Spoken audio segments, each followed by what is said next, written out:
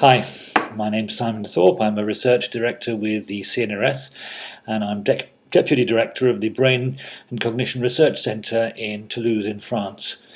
And today I'd like to talk about paranormal phenomena and the extent to which these may be possible to research in the context of conventional science. I think my basic plan is the following. I think it's fair to say that paranormal phenomena, often known as psi phenomenon, are essentially ignored by the scientific establishment. Phenomena such as telepathy, precognition, psychokinesis, they just don't fit the materialistic position which is dominant in science today. And to be honest, I tended to ignore these sort of things myself until relatively recently, when two authors who I've read have really shaken my preconceptions. Firstly, Rupert Sheldrake, a biologist from Cambridge, and Dean Radin, who's currently the director of the Institute for Noetic Science in California. Before going into detail about what they said, let me just give you my basic conclusions. Firstly, can paranormal phenomena be studied scientifically? The answer to that is definitely yes. Is it important to study such phenomena? There again, the answer is definitely yes. Is there convincing evidence? Well, I think the answer to that one is yes, but not for everything, obviously, but there are certain phenomena which we simply cannot explain at the moment, for which there is very, very convincing evidence. Does it make sense that humans and other animals are equipped with paranormal phenomena and so on? And I think the answer there is yes as well, because I think it can help explain how consciousness evolved, and I'll talk about that a bit later. And when you ask the question, well, okay, these are supposedly phenomena that we can't explain, are there potentially explanations? And I think the answer there as well is yes, because phenomena such as quantum physics and entanglement are very weird things that go on in real physical systems that may have something to do with paranormal phenomena. Okay, so just before starting, I'd like to just give you this quote from Alice Through the Looking Glass, where Alice is talking with the Red Queen, I think it is, where he says, "I can't believe that," said Alice. "Can't you?" said the Queen in a pitying tone. "Try again, draw a long breath and shut your eyes." Alice laughed. "There's no use trying," she said. "One can't believe impossible things." "I dare say you haven't had much practice," said the Queen. "When I was at your age, I did it for half an hour a day. Why, sometimes I believed as many as 6 impossible things before breakfast." Well, in a sense, I'm going to ask you to believe a few impossible things, because some of the things which have been demonstrated, I think, clearly are, in principle, impossible, and yet they seem to exist. I was impressed particularly by Rupert Sheldrake's book that came out earlier in 2012 called The Science Delusion, in which he basically claimed that nearly all science is based on a series of, this is Rupert Sheldrake, it's based on a series of dogmas, essentially. And he gives a list of 10 such dogmas. Firstly, the basic assumption that everything is essentially mechanical, that we're looking for biological and physical processes to explain everything. All matter is unconscious. The total amount of matter and energy in the universe is always the same. The laws of nature are fixed. Nature is purposeless, and evolution has no goal or direction. All biological inheritance is material, carried in the genetic material, the DNA, and in other material structures. Minds are inside heads, and there are nothing but the activity of brains. Memories are stored as material traces in brains and are wiped out at death. Unexplained phenomena like telepathy are illusory. And finally, mechanistic medicine is the only one that really works. Now, what Sheldrake argues is that, if we, instead of assuming that all these things are true, we actually turn them into questions. Now we have 10 questions which a scientist, it's his responsibility, his or her responsibility, to ask it as a question. We can't assume that these are necessarily true. We need to be open to the possibility that they're not. So firstly, is nature mechanical? Well, can we prove it? Is the total amount of matter and energy always the same? Not necessarily. Are the laws of nature fixed? In fact, there's increasing evidence that they may be varying not only in time but also across space. Is matter unconscious? This is a pretty difficult problem to tackle. We certainly can't assume that it is. Is nature purposeless? Certainly, some people believe that it is, but they don't have any way of proving that it's purposeless. Is all biological inheritance material? Everything goes through the DNA. Well, actually, there's actually increasing evidence that it doesn't all go through the DNA. Are memories stored as material traces? This is the idea that information is stored in the synaptic strengths, actually an idea that I'm directly interested in working on. But I have to be honest, we can't really prove it right now, and then we have to leave the door open for possible changes there.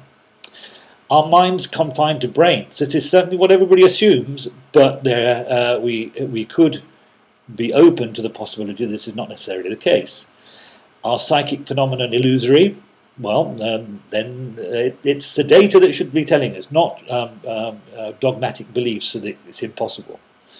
And finally, is mechanistic medicine the only one that really works? Well, there's lots of data now, I think, showing that things like placebo effects and so on are incredibly important as part of the of medicine. And these things really do have to be taken into consideration. So, 10 questions here. Obviously, for this particular subject, there's only really 3 of those which are particularly relevant. Is matter unconsciousness? Are minds confined to brains, and are psychic phenomena illusory?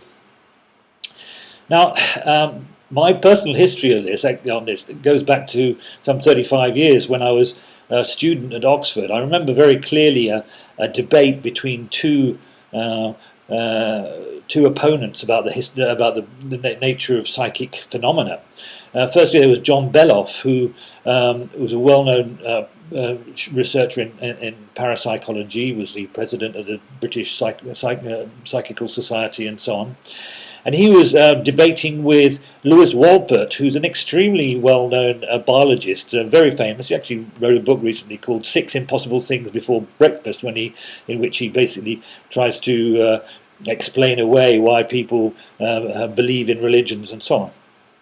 Anyway, the point was that for me, there was only one real scientist in the room there at that time, because Lewis Wolpert was so dogmatic in his refusal to accept any data in favour of anything remotely paranormal, that he simply, for me, wasn't being a scientist. John Beloff, on the other hand, was clearly interested in the data. What does the data tell us, not what do our beliefs tell us? More recently, so Rupert Sheldrake has written a whole series of books in addition to his book on the science delusion. He a very famous, well-known book, very popular book, Dogs That Know When Their Owners Are Coming Home. This was published in the late 90s, I think. Full of anecdotes, thousands of anecdotes about animals showing sort of telepathic behaviour, reacting to the death of their owners and things like this. And basically, one of the most common observations is that cats and dogs in particular often seem to know when their owners are coming home. So if you do a study just phoning up people, do you have the impression your dog knows that you're coming home? Apparently 50% of people will say yes. But obviously anecdotes are not the business of science, really. They're just suggestive. We really need to do experiments. And that's what Sheldrake did. He did lots of experiments, in particular with a dog called JT and his owner Pamela Smart. Here they are, in which they did well-controlled, in my opinion, studies where they filmed the dog at home. Pamela was taken to some quite long distance, several miles from home, and then at some random point in the day, she was instructed to start going back home. And the idea was to film the behaviour of the dog and see whether during the return trip home, the dog showed behaviour which was suggesting that the dog was anticipating the arrival of Pamela. Now, obviously, in order to so what happens actually is that the dog in the period before as you can see in these figures, just about, I think. They had three different durations, long durations, where the Pamela went out early in the morning, didn't come back until late, medium length and short length. And you can see here, this is the time, graph is of the time spent with the dog, with his front paws up on the window, looking out, and it's done by 10-minute intervals. And you can see that the on average, most of the time, the dog's not at the window very much, but in the two periods, and in particular the 10 minutes just preceding the arrival of Pamela, the percentage of time spent at the window increases enormously to something like 85% of the time sometimes. Now, just by comparison, these are the average responses, the average time spent at the window on 10 evenings where randomly chosen Pamela Smart didn't return home, and you can see that the dog the rest of the time just doesn't simply go up to the window every evening. No, it would appear to be when the owner is on the way home. Now, how do we explain this? It's very, very weird. I mean, could it be olfaction, for instance? Could the dog smell the owner coming back? Well, it's a long way. And we're talking about effects that apparently can work over several miles. These are things that maybe should be tested in further work. But interestingly, this research was independently tested by Richard Wiseman, one of a famous debunker who likes going around and showing that people's experiments are flawed. And he actually published a paper in which he said, well, since the dog occasionally would put its paws on the window when Pamela wasn't coming back home, then therefore the data was irrelevant. But if you actually look at Sheldrake asked Wiseman to provide the actual data, and you can see in the actual data it's exactly the same. The period when the dog, when the owner is coming home, the dog spends a huge amount of time on the windowsill. So quite how Richard Wiseman manages to conclude that there was nothing of interest in the data when his own data showed this, it's just, I think, an illustration of how skeptical scientists can rubbish data even when they know actually that the effect is there. This is a big debate, obviously. Rupert Sheldrake's also done a lot of work on humans, and another one of his books, which is well worth reading, The Sense of Being Stared At. One of the phenomena that he's particularly interested in is a phenomenon which some of you may have come across. It's telephone telepathy. It's the idea that you hear the phone ring and you sort of know in advance who's going to be there. Even obviously, if somebody phones at the same time every day, then you know who it is. But even when there's no particular reason, some people will claim that they can do this. Now, there's lots of anecdotal data on this, but Sheldrake did the right thing, I think. He did experiments in which one of the subjects would have 4 different people who could potentially telephone during the day, and they would know that between, let's say, 2 o'clock in the afternoon and 2:30, one of the 4 would phone them. The decision as to who would phone them is made by a random dice throw, essentially. The person who's supposed to call gets an SMS and says, phone this person, and the person, when the phone rings, obviously I'm not talking about phones with which says who is phoning on it, the person has to try and guess who is actually phoning. So obviously 4 people, potential people could phone, chosen at random, you should get 25%, right? Well, no, there's a data for several people. With familiar people, they're actually getting anything up to 75% correct. The chance here is 25%, and that's pretty much what you get when the people who call are not well known to the subjects. And this is based on 175 videotape trials, so independently assessed and so on. By 2002, there'd been something like 854 tests that had been done with 65 different subjects, and the success rate was not 25%, it was 42%. Now you can work out the probability that such a result could be obtained by chance. It's 10 to the minus 26. Can we ignore this? Well, with difficulty, especially with another result, which I think is absolutely fascinating. One of the subjects, Sue Hawksley, was asked, in addition to saying who they thought which of the four people was phoning, was asked to give a confidence rating, which you could either say she was confident, not confident, or just guessing. And what you can see is that out of 28 trials where she was confident of the response, she got 23 right. 82%. That's the probability of doing that by chance is 3.6 times 10 to the minus 10. In contrast, when she was not confident, 95 trials, 33 were right. She was, marginally over chance, and there was a slight effect there.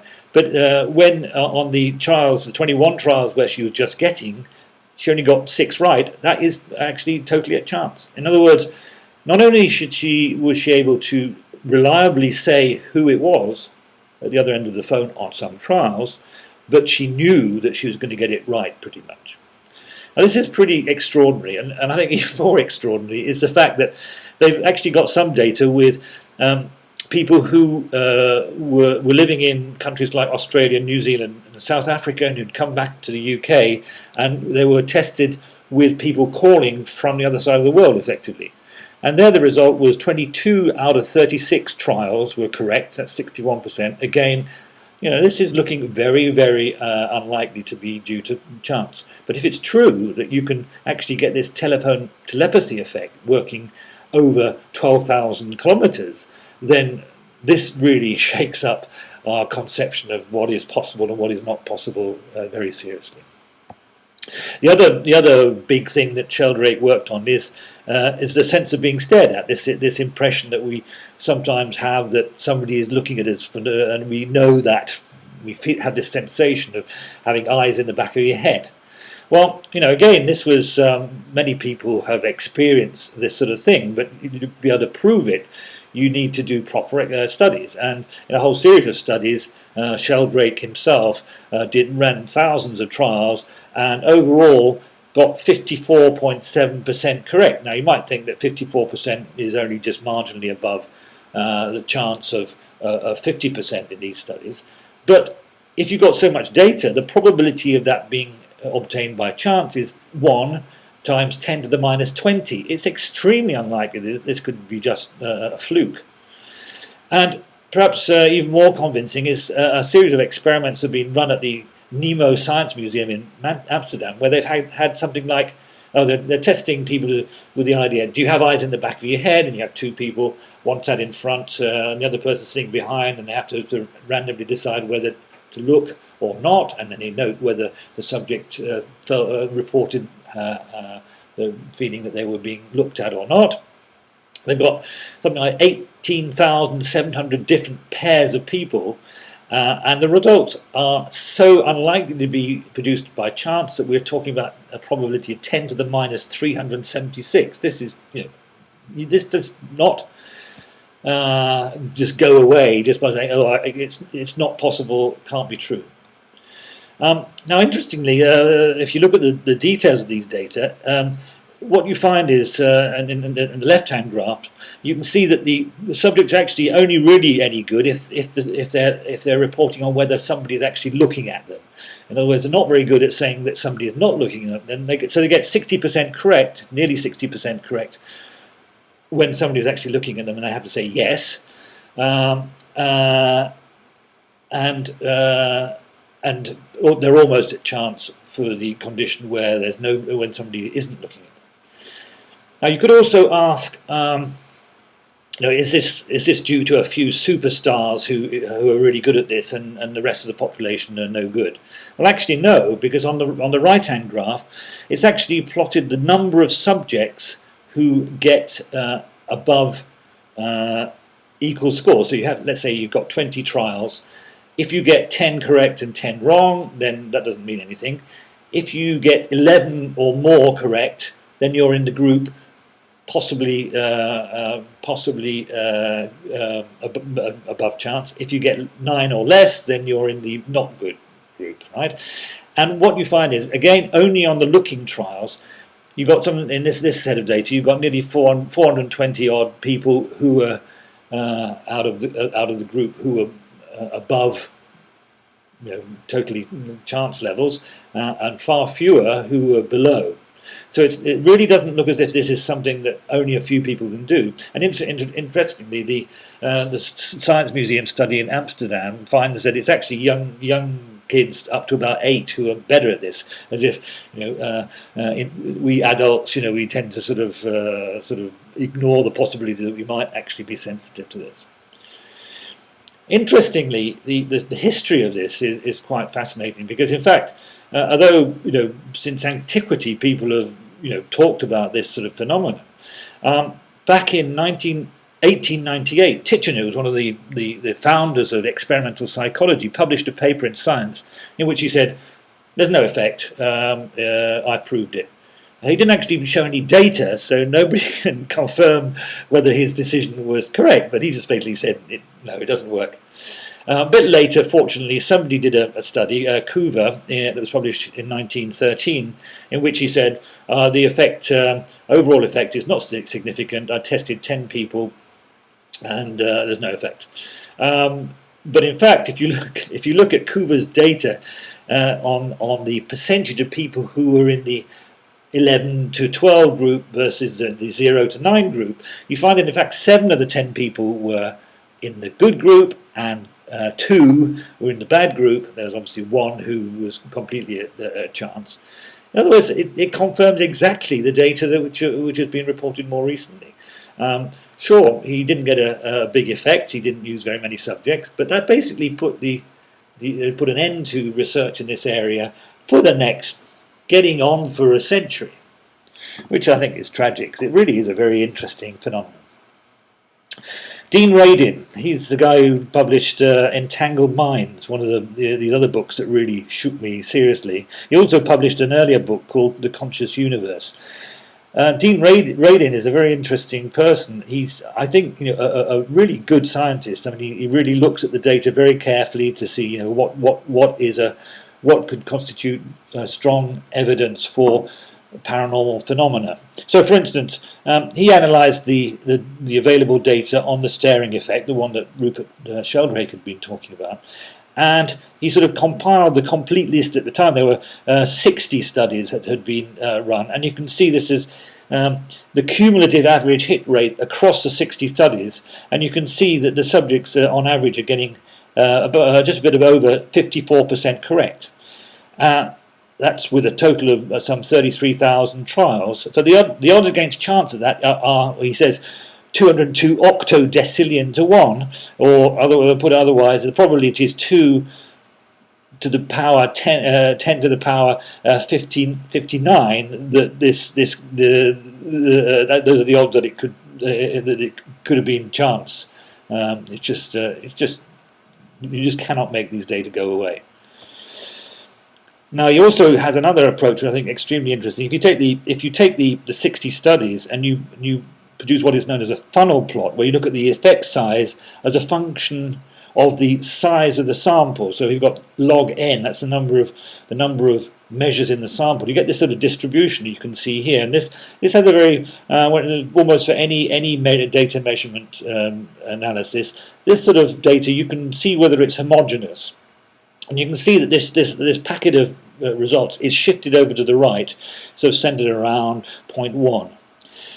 Now, there's a standard criticism that has been raised about these sort of studies. Well, how do we know that there aren't lots of unpublished data with non-significant effects? It's called the file drawer phenomenon. And the way that Radin tackled this is by doing, this is actually a fairly standard method now. You can say, well, in order to get to make the data set fully homogeneous, we can add in some extra artificial data to see whether when we put in enough data to compensate to make the data set look good, are the effects still real? That's called trim and fill. And what he showed was that even when you do that, the probability that the results could be just result of chance experiments is 10 to the 46.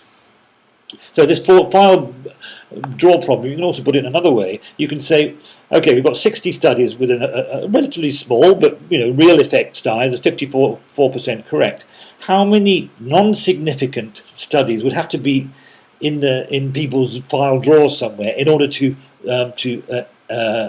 wipe out the effect? And the answer is 1,417. You have to have 1,417 unpublished, non-significant studies in order to dilute the effect enough to make it disappear. And that just really isn't plausible. The book also includes a whole pile of other impossible results. I mean, there's a whole pile of studies from Joseph Bank-Rhine's parapsychology lab at Duke University from the 20s right through to the 60s. A lot of the studies were done with what are called Zener cards. There are 5 different shapes on the card, and there are 25 cards per pack, and subjects have to do things like guessing what the next card will be, trying to guess what the what card is being held by another person, and so on. One of the most amazing experiments done really early on with a guy called Hubert Pearce, who was actually trying to guess what card had been turned over in another building. You can see this the layout in Duke University. So Pierce was at point C, and the cards being turned over in one set were at B and another set in A. And out of 74 runs with 1,850 trials, he got a hit rate of he got a number of hits of 588, where by chance with 5 cards you should have got 450, and that gives you a probability of 10 to the minus 27 of that being obtained by chance. Fiona Steinkamp has more recently taken all the studies with this sort of card guessing thing, which are done over decades and decades. There are 45 studies in the literature with 2.7 million trials that have been published, and the odds of getting the result that was obtained are 375 trillion to 1 against it being just a chance event. Other impossible results. Well, again, this is forced choice precognition experiments. Again, it's a meta-analysis done by Charles Honiton and Diane Ferrari. They looked at 307 studies, 62 investigators, nearly 2 million trials, 50,000 subjects. The effect size is small, 0.02, but the probability of getting that result by chance is 10 to the minus 25. And this sort of meta-analysis study, which I think is a very powerful way of looking to see, what the results are really telling you, shows quite clearly. I think if you look, they divided the studies into ones where either the subjects were totally mixed, sometimes they were selected. People were recruited who thought they were good at sort of premonition and so on. And when you do, you get a much larger effect on average. And similarly, they also looked at how long these precognition effects were supposed to last, going from milliseconds, where the effect is much stronger, to hours, days, and even weeks and months. By the time it's weeks and months, then basically there's no evidence at all that you're above chance. Now, these are all with forced choice paradigms, which actually tend to be rather boring to do, because you're just trying to guess, what the next card is. And there's been a lot of more recent work, using what's called free response experiments. Here it's things like trying to guess what an image looks like that somebody else is thinking about in some other place, and you're trying to describe an image and trying to get transfer of the image from one person to another. This sounds pretty impossible, right? But it's been done quite a lot now with natural photographs of scenes and locations, which are often only one trial with each image, so it's much less boring for the subjects than trying to guess one of these Zener card things. And interestingly, this sort of work has been done in 3 specific places: Stanford Research International from 73 to 88, where they did a whole pile of experiments with a quite large effect size, 0.2, and a probability of 10 to the minus 9 of getting the result by chance. Science Application International Corporation, 88 to 95. Another 455 tests, 445 tests, probably down at 10 to the minus 7. These two are actually funded by DARPA, the US military. And finally, other experiments more recently by the Princeton Engineering Anomalies Research Lab, PEER, from 79 to 98. Again, 653 sessions, probability down at 10 to the minus 8 that these could be produced by chance. People have looked for flaws in the experimental design. This is done by people who are really trying very hard to eliminate any alternative explanations. This is simply weird stuff. These are impossible results to any normal model, I think. There's another way you can do things, which is to use unconscious responses rather than asking subjects to report things or describe an image or whatever. Just simply measure things like galvanic skin response or heart rate or pupil dilation, brain electrical activity, fMRI even, and you show emotional versus calm photos, happy versus sad faces, audio tones versus silence, flashes versus no flash, auditory tones versus flashes, and so on. And these sort of experiments have been done multiple times now. Critically, if these are done well, you will select which particular stimulus to present immediately before the presentation, let's say after the period that you're actually interested in. And you'll do it with a truly non-deterministic random number generator. So these things you can buy as USB keys that you can plug into your PC, and they have an electronic circuit which is designed to generate true randomness. So there's no pre-existing list of what the trials are going to be. These are chosen on every trial truly at random. And the targets are effectively selected with a replacement. It's not like an experiment where you have 100 trials, 50 happy faces, 50 sad faces, and if you've had at the end, you already had the 50 sad faces after 90 trials, you know that the other ones are all going to have to be happy ones or whatever. You get the idea. This is not possible. Everything is just completely random. You cannot predict it with any normal method. And you're using non-parametric statistics, and all the trials reported. You can't not report trials because you don't think it's interesting or whatever.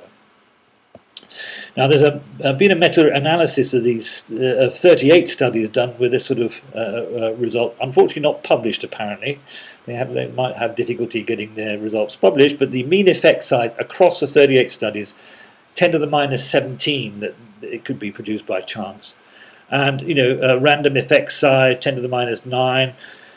You'd have to have another 680 unpublished studies to make the effects disappear by diluting them, so that the file draw explanation really doesn't sound plausible at all. And even with more sophisticated Bayesian analysis techniques, we're still getting massively significant effects here. So here's an example. This is a study that Dean Radin did himself back in 2004. It's actually, you've got more data on the same thing now.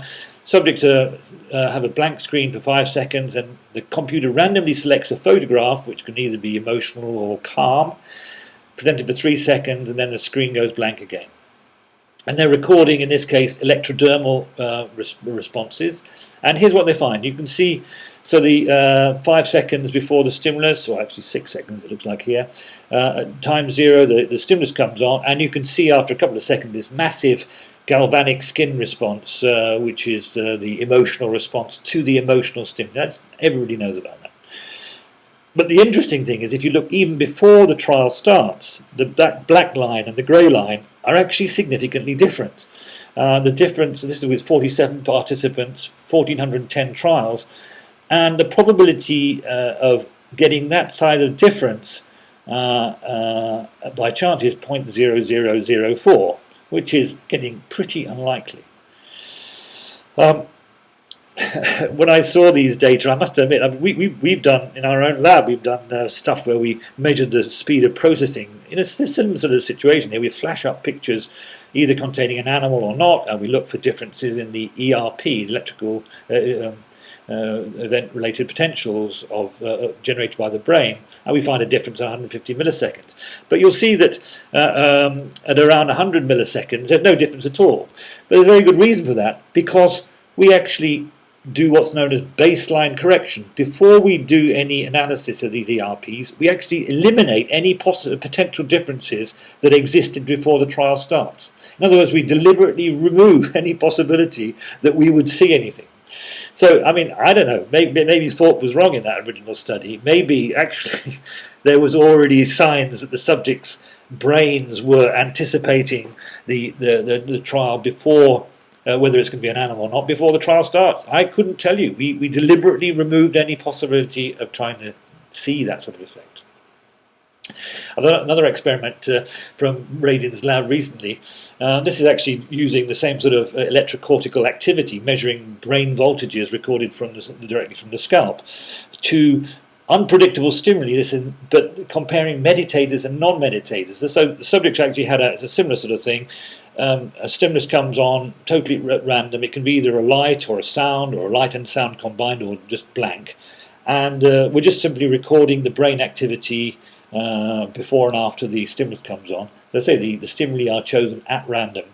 And here you can see that whereas in the control subject at the top, you can see this is the electrical activity in microvolts, averaged for trials with a light stimulus versus audio tone, and you can see there's essentially no significant difference between the two. But in the meditators, look, around 1,000 milliseconds before the stimulus comes on, there's this huge, roughly 2 microvolt difference. I can tell you this is a really significant amount of difference between trials where it's going to be a light coming on as opposed to an auditory tone. And yet, the decision to present either a light or a tone is made at the time zero, after the brain is already showing the activity. It's a very, very weird effect. So, well, how are we going to explain that? Frankly, I don't know, but it's a real effect.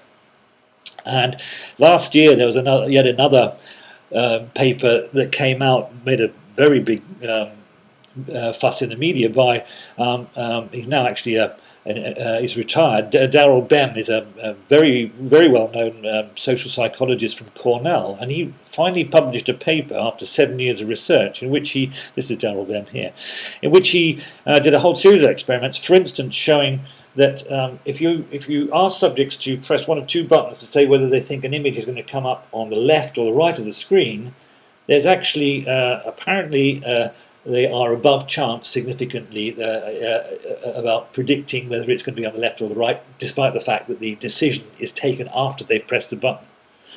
Apparently it works best if you use erotic stimuli, which is intriguing. Now this actually produced a huge storm. There's a lot of stuff in the media, and very rapidly, Richard Wiseman, the well-known debunker, had published a paper saying that failing the future, reporting 3 unsuccessful attempts to replicate Bem's retroactive facilitation and recall effect. That's one of the phenomena he described. But there's an interesting interview with Darrell Bem about this. Darrell Bem said, well, Wiseman and company knew that there were 3 other studies that had been submitted and completed by the time they published their thing. 2 of the 3 showed statistically significant results that replicated Bem's results. But you won't know that from reading the article. And as he says, that borders on dishonesty. And he goes on to say, and the other thing that's funny is they're always hammering on at us about the file drawer effect. Namely, we only know about the positive studies, but it turns out that they themselves have a file drawer effect. They deliberately suppress positive findings. So the file drawer phenomenon works both ways. So let's go back to my plan. I mean, I think hopefully I've maybe not got you to believe impossible things 6 before breakfast, but I mean, some of these things are sufficiently weird and sufficiently well backed up by solid data that I just don't think that we can just wave our hands and say this is not interesting. It is interesting, and it shows that you can do proper science with these sort of things, even if you don't know how to explain it. So I think there's convincing evidence. The question now is, does it make sense? I mean, for me, there's a sort of argument which says that we may need something like this in order to understand why consciousness evolved. Let me try and explain why. If you ask the question, what what's consciousness for? There's various. If you're a materialist, there are various ways that you can go about this. One is just simply say we're going to ignore it. Consciousness is just simply not a subject for scientific research, and that's essentially what behaviorism did. B.F. Skinner and so on from the 1930s onwards basically killed any work on consciousness and also on any mental states. They just said it wasn't a subject for science. An alternative, more recent one, is that consciousness is in a sense a byproduct of brain activity, but it has no real function, and that's the strong version of that is what's known as eliminative materialism. People like Paul Churchland in San Diego push this idea. There are other ideas which are more functional. The idea that consciousness could have some useful function. There are lots of examples of this, but let's say Nick Humphreys has proposed that being conscious allows us to imagine what it would be like to be somebody else, and this could be very useful in social groups if you want to have develop social behaviour. This is fine, and he's written some nice books about this sort of thing. But for me, all this sort of functionalist approach, in other words, there's something that the brain is doing which could be modelled on a computer if you wanted to. In other words, would fit in with a conventional approach, just simply doesn't make the problem go away. Because essentially, if you can describe what the consciousness is doing in the terms of a definable model, then in principle a computer that was doing the same thing would have to be conscious, and I'm not sure if I want to go that far. I mean, just to give you an illustration, I've recently got a funding from the ERC Advanced Grant Agency to study on memory mechanisms in man and machine.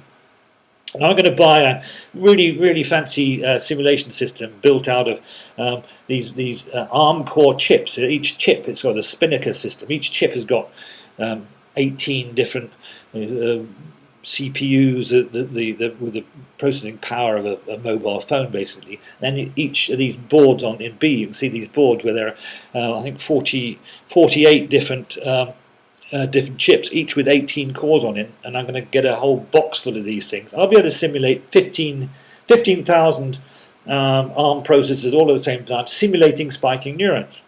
I got lots of nice ideas of what we're going to do this. It's going to have STD-based learning rules for connecting the neurons together and so on. And I'm absolutely convinced that it's going to be able to learn to recognize images, speech, music, and so on. It's going to be really, very clever. But will it be conscious? I don't think it will be. I mean, why would it be conscious? It's just a program that's running on some software, right? But the alternative view is to say, well, or maybe consciousness does something you couldn't simulate on a machine. Maybe, let's suppose that consciousness really does allow animals to do things like communicate telepathically, or to predict future events which haven't occurred yet. It seems to be clear that natural selection would favour any brains that actually exploit this possibility, because of course your survival fitness would be clearly enhanced by, for instance, an ability to detect when you're being observed. I mean, any animal who knew that there was a lion around its back would survive better.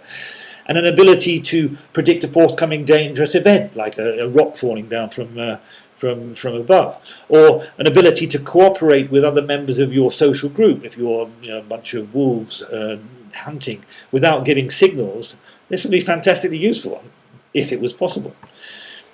And these advantages could not be implemented in even the most sophisticated computer there is, because these things are not part of what we normally think about when we're doing information processing with computers. This is never going to happen with a computer. Let's leave the last point is there a way of making any sense of this? Can you imagine how this might work? Well, for me, there are two really weird things that I know about. One is consciousness, and the other is quantum physics, which I frankly don't understand very well. But it's a very weird thing. I can't really go into the details. But people like Stuart Hameroff, who's an anaesthetist, has been working for a couple of decades now on the idea that quantum physical phenomenon in the brain could be significant. He's actually with Roger Penrose, the famous mathematician. They proposed that microtubules, which are tiny little groups of proteins, strands of proteins, could allow quantum effects to be implemented even at sort of body temperature within the brain. They call this orchestrated objective reduction, using these microtubules. I can't possibly explain the details, but the idea is that these sort of strands of microtubules can have multiple states, and they can flip from one to the other and do rather interesting patterns and so on. So, for instance, Stuart Hameroff in this article says that with roughly 10 to the 9 tubulin strands per neuron switching at around 10 megahertz, which is what they think is possible, the potential capacity for microtubule information processing is 10 to the 16 operations per neuron per second. I can't go into all the details, but in this paper he talks about a number of fairly weird phenomena which have attracted a lot of interest. One is the colour phi phenomenon, where if you have a red light down at the left-hand corner and then you turn it off and replace it with a green light in the top right-hand corner, what you perceive is a dot moving from one to the other. It's called apparent motion. But the intriguing thing is what happens to the colour. Does it become green at the end? And the answer is no. It becomes green halfway through between the start point and the finish point. That just doesn't make sense. The people like Dan Dennett has referred to one possibility would be a sort of Orwellian revisionism, in which after the event has occurred, the brain sort of rewrites history and decides that it was probably green halfway through. But Hameroff's idea is that there may be a sort of retroactive effect, so that the brain state at the moment when the second stimulus comes on can influence its state earlier on. So it's backward causation. It's very weird, but it's a serious proposal. And a similar sort of idea can be used to explain the classic study by Benjamin Libet. There's this weird phenomenon where if you stimulate the thalamus with a very weak stimulus, you can get a situation where if you don't stimulate for at least 500 milliseconds, the subject doesn't feel anything at all. As soon as you get to 500 milliseconds, the subject says, yes, there was a stimulus there. But the really weird thing is, if you ask them when did the stimulus come on, they report that it was coming on at the very beginning of the period, the 500 millisecond period, at the point where, in principle, it was undetectable. Again, there are various philosophical theories that are this, but the idea that Hameroff would propose is that we're getting this backward time referral based on a weird quantum physics effect where the brain can influence its own state earlier on. There's another paper actually, very, very intriguing. The whole thing about quantum physics is based on one of the classic demonstrations is what's called a double slit phenomenon. If you've got light going through two slits, whether it's acting as a wave or as a particle depends on whether you measure it. So as soon as you measure it, as soon as you try and observe these photons, it forces the photon to go into one of two conditions. The collapse of the interference pattern is evidence for that. And Radin and his colleagues have been actually measuring these interference patterns in an apparatus where you've got this interferometer thing, and a subject is fairly close to the thing and has to either concentrate on the device or not, focalize their attention on it. And well, I won't go into all the details, but basically they get a big, remarkably significant effect. Interestingly, here you can see that it's actually stronger again for meditators than non-meditators, which is again interesting. The effects are really very significant. The experimental conditions, if you combine, there are actually 6 experiments in there. There are 6 times 10 to the minus 6 probability that this was just chance, whereas in the control conditions, it really was a chance. The probability of getting the result was 0.67. So depending on whether or not the meditators were, or the subjects were focusing their attention on the device, you get an effect or not. And that is weird. Last one I want to talk about is quantum entanglement. Again, this is stuff that I'm a mere neurophysiologist. I don't really understand this, but what I do know is that it has been shown that when two photons are generated from the same atom, and they go off in two different directions, if you affect one of the photons, then there's an immediate and effect on the other one, even if it's a very long way away. This is called entanglement. So this can allow interactions between systems that are separated actually by arbitrary distances.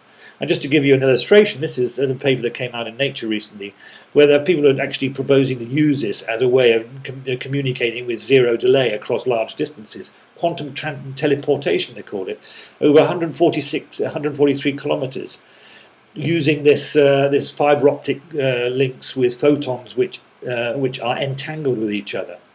Now this is very weird, okay, but it could potentially provide a way by which we could understand, for instance, how is it possible two people who used to be close together in Australia and then get separated 12,000 kilometers when one of them is phoning the other something, they pick it up somehow.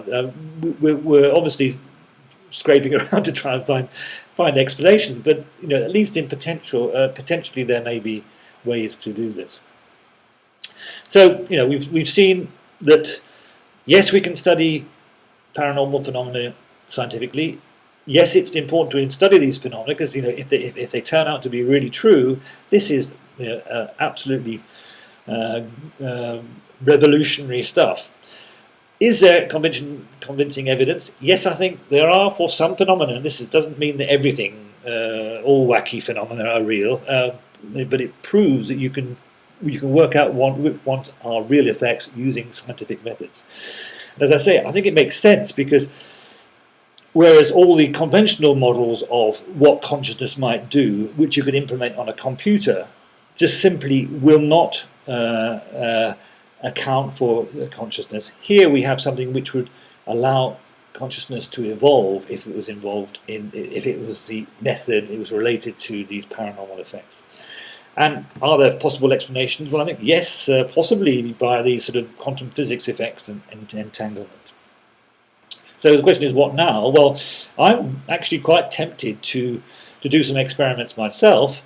I think it'd be rather good to do these sort of precognition experiments using web-based technology. So we could, for instance, have applications for iPads, iPhones, Android telephones, and so on, where, let's say, the subject has two buttons to press, on the left or the right, and their responses are being logged continuously on the web. You have to be logged into a server to be able to do this.